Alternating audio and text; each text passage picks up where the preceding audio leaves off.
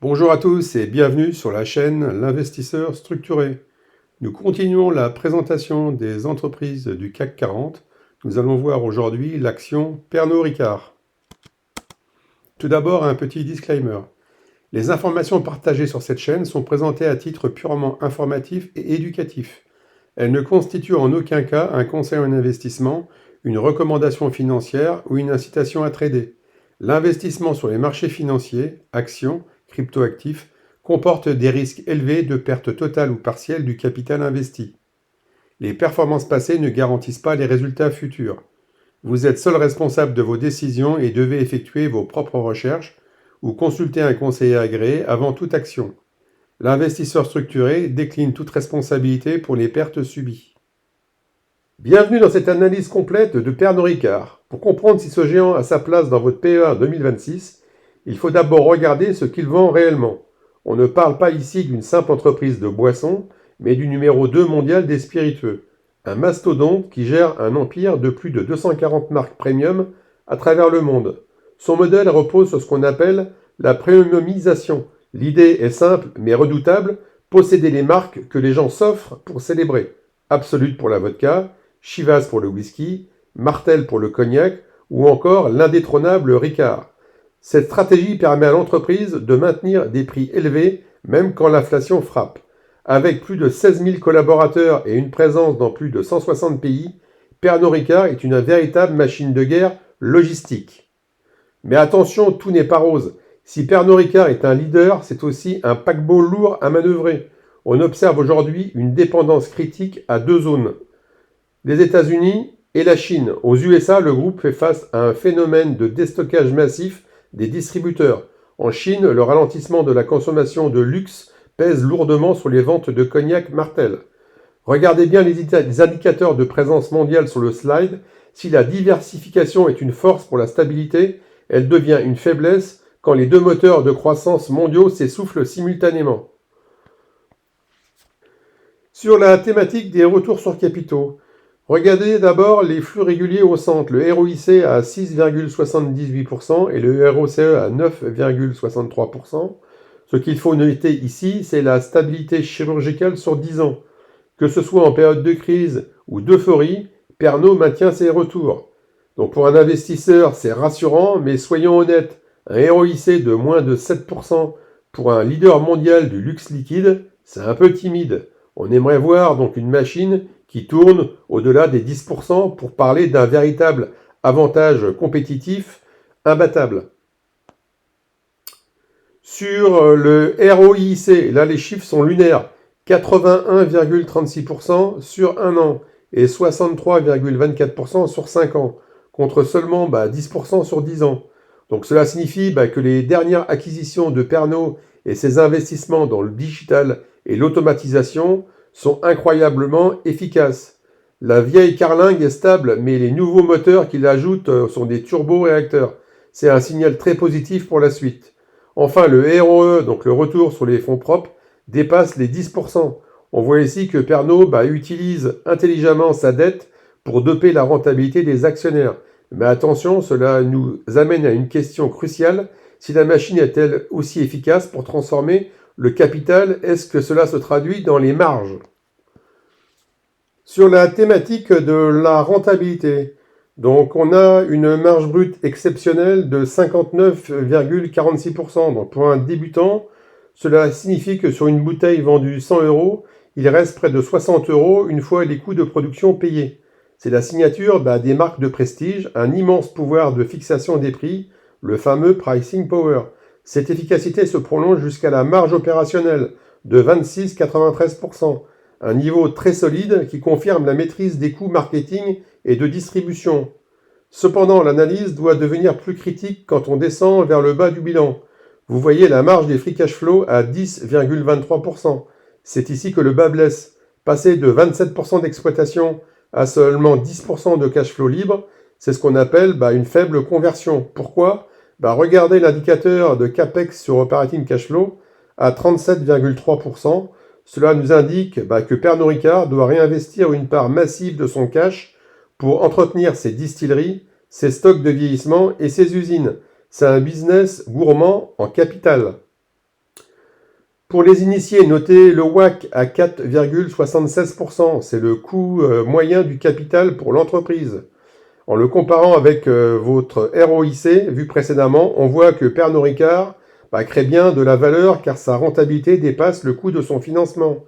Mais attention, avec une marge nette de 14,84%, l'entreprise n'a plus autant de gras qu'avant pour absorber d'éventuels chocs de marché ou une hausse des taxes sur l'alcool.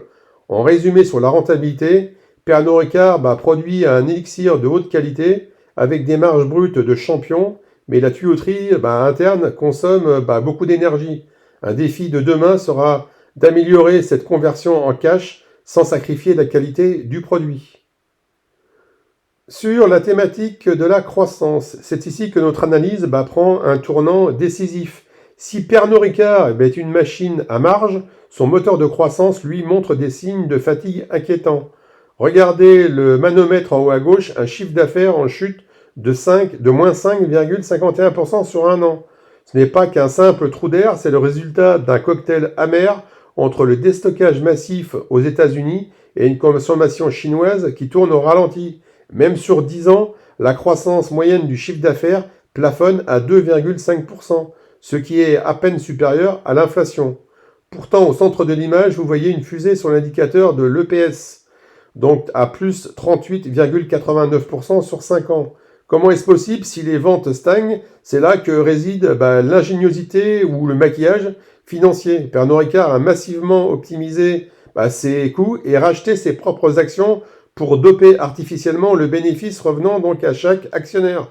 Mais attention, on ne peut pas réduire les coûts éternellement pour compenser donc une absence de nouveaux clients. Le plus préoccupant se trouve à droite sous nos barils cadenassés. Les prévisions pour les 3 à 5 prochaines années sont atones. Un chiffre d'affaires futur estimé à moins 0,41%. On prévoit littéralement une croissance négative. La prédictibilité de seulement 65% montre que même la direction navigue à vue dans un brouillard géopolitique épais. La dépendance au marché US et chinois est devenue un boulet stratégique que le groupe doit absolument alléger en trouvant des relais de croissance en Inde ou en Afrique. En résumé, Pernod Ricard est une entreprise qui devient plus rentable, mais qui ne grandit plus. Pour un investisseur en PEA, la question est simple. Êtes-vous prêt à acheter une société dont le marché plafonne, en espérant que l'optimisation financière suffise à maintenir le cours de bourse?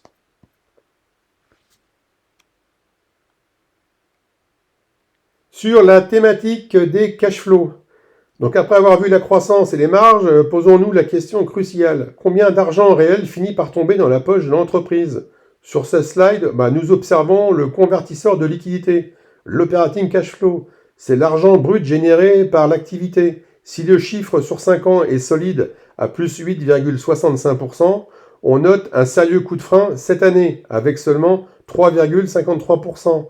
C'est le signe que l'argent met plus de temps à rentrer, souvent à cause de stocks qui s'accumulent dans les entrepôts. C'est ici que les chiffres deviennent surprenants. Donc regardez la fusée en bas à gauche, le free cash flow a bondi de 17,51% sur un an. Pour un débutant, c'est un excellent signal. C'est l'argent qui reste une fois que tous les investissements nécessaires ont été payés. Attention toutefois à ne pas extrapoler ce chiffre. Cette hausse spectaculaire est souvent due à une réduction temporaire des investissements ou à une gestion agressive du besoin en fonds de roulement pour assurer les marchés. La moyenne sur 10 ans, elle, reste beaucoup plus sage à 4,64%. Regardez le graphique de volatilité à droite. Les courbes du free cash flow et de l'operating cash flow ne sont pas des lignes tranquilles. Elles ressemblent à des montagnes russes. Pour un investisseur en PEA, cela signifie que Pernod Ricard n'est pas une machine à cash totalement prévisible. La conversion du cash est freinée par ce que nous avons vu précédemment.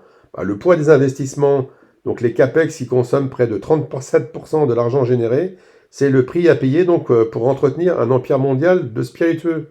En résumé, Pernod Ricard génère du cash, c'est indéniable, et l'année écoulée a été exceptionnellement généreuse. Mais sur le long terme, la croissance du cash disponible reste modeste. Est-ce suffisant pour maintenir une politique du dividende attractive?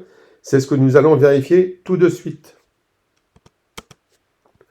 Sur la thématique du dividende, pour beaucoup d'investisseurs en PEA, Pernod Ricard est synonyme de dividende sûr et croissant. Si l'on regarde en arrière, la performance est flatteuse avec une croissance moyenne de 10,56% sur 10 ans. Mais regardez bien le centre de notre image au niveau du panneau d'affichage. Dividende 1 an, moins 0,35%. Pour la première fois depuis longtemps, la dynamique s'est brisée. L'augmentation annuelle est à zéro. Le message de la direction est clair, l'heure est à la prudence et à la préservation du cash. Pourquoi ce coup d'arrêt? La réponse se trouve dans les jauges en bas de votre écran. Le payout ratio a grimpé à 73,86%. Pour un débutant, cela signifie que Pernod distribue déjà près de 74% de ses bénéfices à ses actionnaires. Donc c'est un niveau très élevé. Historiquement, le groupe tournait autour de 71%. Avec moins de 30% de bénéfices mis en réserve, la capacité de l'entreprise à augmenter le dividende dans le futur est quasi nulle, à moins d'une explosion des profits que nous n'avons pas vue dans la partie croissance. Regardez le graphique à gauche, donc l'évolution du dividende VS l'operating cash flow. On voit que la courbe de dividende a fini par rattraper celle de la génération de cash. C'est la zone de danger, donc si le cash flow libre ne repart pas à la hausse rapidement, le dividende actuel pourrait devenir un point mort pour l'entreprise. Sur l'image, le réservoir de distribution à droite montre que le robinet est toujours ouvert, mais que la pression baisse. Le rachat d'actions vient compenser un peu, mais le rendement pur commence à plafonner. En résumé, le dividende de Pernod Ricard reste solide pour l'instant, mais le temps de la croissance à 2 chiffres est révolu. C'est aujourd'hui donc un rendement de bon père de famille, stable, mais sans grande perspective de revalorisation immédiate. Sur la thématique de la santé financière, donc le premier indicateur qui doit nous faire agir, c'est le ratio dette-EBITDA à 3,28. Donc pour un débutant, cela signifie qu'il faudrait plus de 3 ans de profits totaux pour rembourser la dette nette. Dans le monde de l'investissement au-dessus de 3, on commence à quitter la zone de confort. Le poids des acquisitions passées commence à peser lourd. Mais l'alerte la plus sérieuse vient de l'Atman Z-Score, affiché ici à 1,693. Pour les initiés, ce score mesure le risque de défaillance à 2 ans. En dessous de 1,8, nous sommes officiellement dans la zone de détresse. Donc cela ne veut pas dire que Pernod Ricard va faire faillite demain, mais que sa structure financière est devenue rigide. Heureusement, donc la couverture des intérêts à 6,49 montre que l'entreprise peut encore payer les banquiers sans trop de sueur froide, mais la marge de manœuvre se réduit. Tout n'est pas sombre pour autant.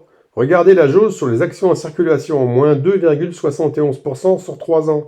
C'est un point fort majeur pour votre PEA. Pernod Ricard rachète ses propres actions pour les annuler, augmentant mécaniquement donc votre part du gâteau. De plus, le Piotrowski Score de 6 confirme que l'entreprise reste saine sur le plan opérationnel. Les bénéfices sont réels, les marges sont tenues, même si le bilan est un peu trop chargé en dette. Donc en résumé, Pernod Ricard est une entreprise solide mais lourde. Elle a utilisé la dette donc pour grandir et avec la remontée des taux, ce choix stratégique devient un frein. Le payout ratio de près de 74% ne laisse plus de place à l'erreur. Le bilan n'est pas en péril, mais il est tendu. Comme vous le voyez sur ce tableau récapitulatif, Pernod Ricard est un dossier nuancé, loin d'être tout noir ou tout blanc. D'un côté, nous avons donc une machine à marge exceptionnelle, sa rentabilité brute de près de 60% et son Piotrowski Score de 6 sur 9 prouvent que l'entreprise est une forteresse opérationnelle. Son portefeuille de marque premium reste un actif de classe mondiale, capable de traverser les décennies. Mais l'image nous montre aussi des fissures. La croissance future est quasi nulle, voire légèrement négative. Et l'endettement à plus de 3 fois le EBITDA limite drastiquement la capacité du groupe à nous surprendre par de grosses acquisitions ou des hausses de dividendes spectaculaires. Le payout ratio est au plafond, l'entreprise rend tout ce qu'elle peut, mais elle ne peut plus donner beaucoup plus. Donc en verdict, pour un PEA, Pernod Ricard n'est plus une action grow de croissance, c'est une action de fonds de portefeuille. C'est le paquebot lent dont je vous parlais. Il tangue un peu, il avance sûrement, mais il ne fera pas de pointe de vitesse. La stratégie idéale ici n'est pas de courir après le titre quand il monte, mais de conserver et accumuler ce repli. En conclusion, si vous cherchez de la stabilité et un rendement cohérent pour protéger votre capital sur 10 ou 15 ans, Pernod Ricard a sa place chez vous. Si vous cherchez une explosion de performance à court terme, passez votre chemin. c'est une valeur de patience. Voilà, cette vidéo est maintenant terminée. J'espère qu'elle vous a plu. N'hésitez pas à liker, n'hésitez pas à vous abonner, laissez des commentaires si vous le souhaitez. Je vous dis à bientôt dans la prochaine vidéo. Merci.